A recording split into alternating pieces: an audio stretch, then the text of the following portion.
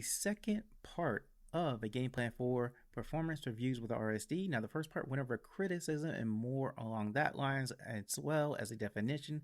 The second part is going to go over what you can do going forward and strategies for that. If you have not seen the first part, a card should come up above me, and you can click on that to take you to the first part. With all that being said, I hope you enjoyed this one as much as you enjoyed the first one.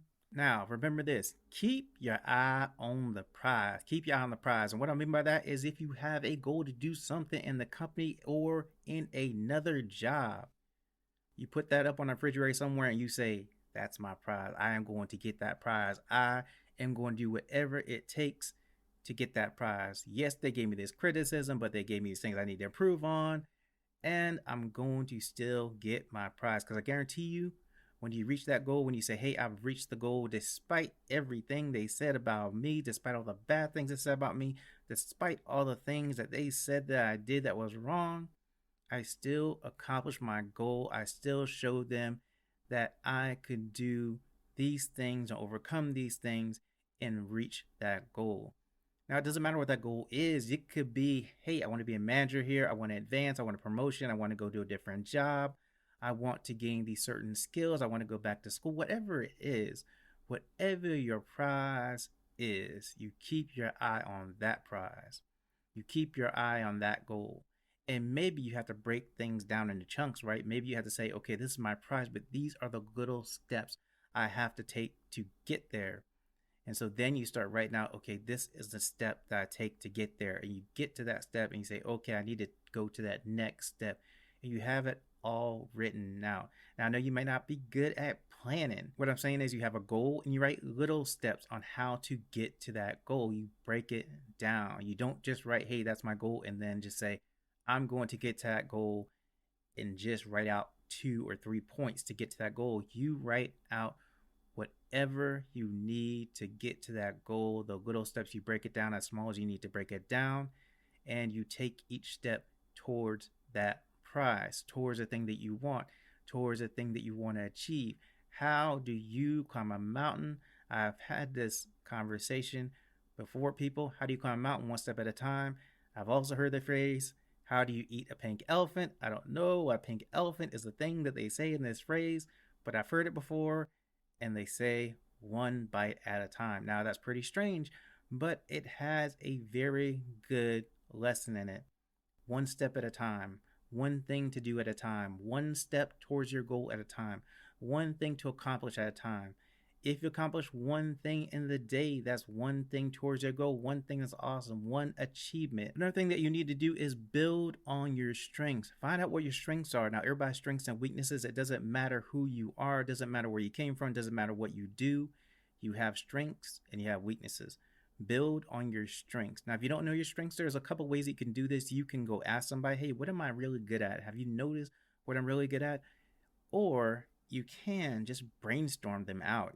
Just say, hey, I think I'm really good at this, really good at that. You just write all them down. You just put strengths in the middle and go through and just brainstorm and write out whatever comes to mind that you think that you're good at, that you know that you're good at, that you know is a strength of yours. Because you build on your strengths, then the weaknesses don't matter as much because you are excellent at your strengths. You're excellent at doing these things.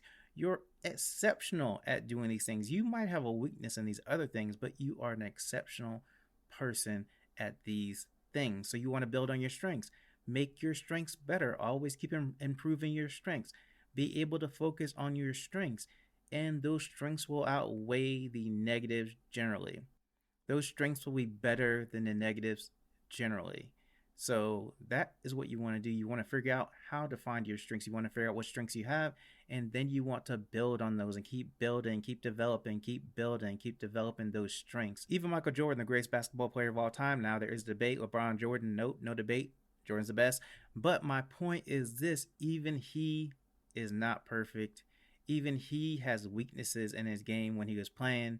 Even he did not win every game, even though he won a lot of games. The point is, he worked on his strengths, and his weaknesses didn't matter as much because he was so strong at the strengths. So just keep that in mind when you think about it. Go and build on your strengths. Go find out what your strengths are and take the time to build on your strengths. And then as you develop your strengths, you'll see that your strengths are noticed a lot more than your weaknesses. And the last thing I think that you should do is going to be document everything. And when I say everything, I mean document everything. Everything that you do, every accomplishment, every goal, every project that you have multiple steps you have to do that you're responsible for multiple steps, document it all. Just have a file. Just say, hey, I'm going to document everything in this file and just leave it in there because it helps. And the reason it helps is because when they come to you and say, you know what, you did this and this and this, and why were you out this day, and why did you do this day, and you have it documented, you say, wait, no, this is my document. This is all the stuff that I did. These are all the things I did. You know, on this day, I was here at this time, whatever, and this day I had a meeting on this, whatever, and this is a step I did. I finished this step on this day at this time. I sent it to you. Did you get it yet? You know, you have all that right in a document. You can bring that forward. But also, the great thing about being able to document everything or having everything documented is you can see your accomplishments. And you can see what you did. You can see what goals you accomplished. You can go back and look at that and say, wow, I did a lot of stuff. I didn't think I did so much stuff, but man, I did a lot of good stuff. I'm awesome. Well, you know, can say you're awesome.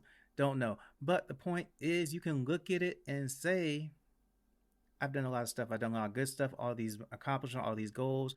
I did this to help the company out, help my department out, help my manager out in this way. Documentation helps to protect you in case anything goes wrong or they come to you and say, hey, you know, you did this wrong, that wrong, whatever. You just pull out your documentation, say, here, I did this and this and this. This is my documentation for every little thing that I've done. The other thing that is great about this, when you have everything documented and you go in that performance review and you get all the criticism and you come back and look at your documentation, it's going to counterbalance the criticism that you get. Because you'll look and say, wow, I got a lot of criticism, but you'll go back and look at that documentation of things that you did well, and you'll say, got a lot of criticism, but I did all this stuff pretty well. I'm still going to do the things to correct the criticism that I got, but I have this document here, all these things documented where I know my accomplishments. And I've done a lot of good stuff as well. So I don't feel so bad about the criticism that I got because I have something positive that can counterbalance it. And I think it's very important to have something to counterbalance negative stuff. If all you hear is negative, then you're not really hearing the positive.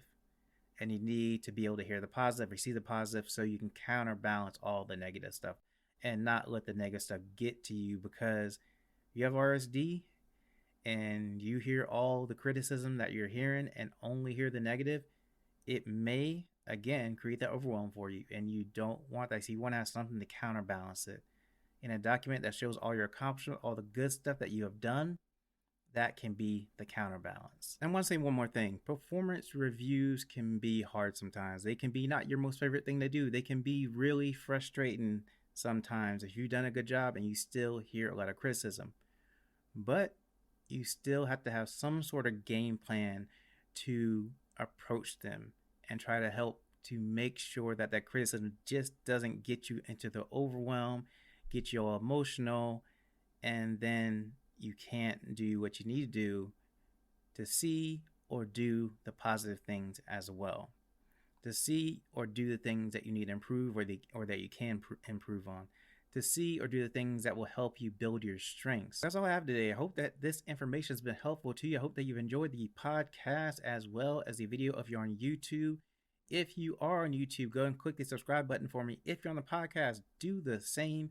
And if you're on YouTube, make sure that you leave a like and a comment, and always make sure to ring that notification bell for me, because it does helps me, help the podcast, helps the YouTube channel, and helps me reach more people. Take it, have a wonderful day, and I will talk to you later.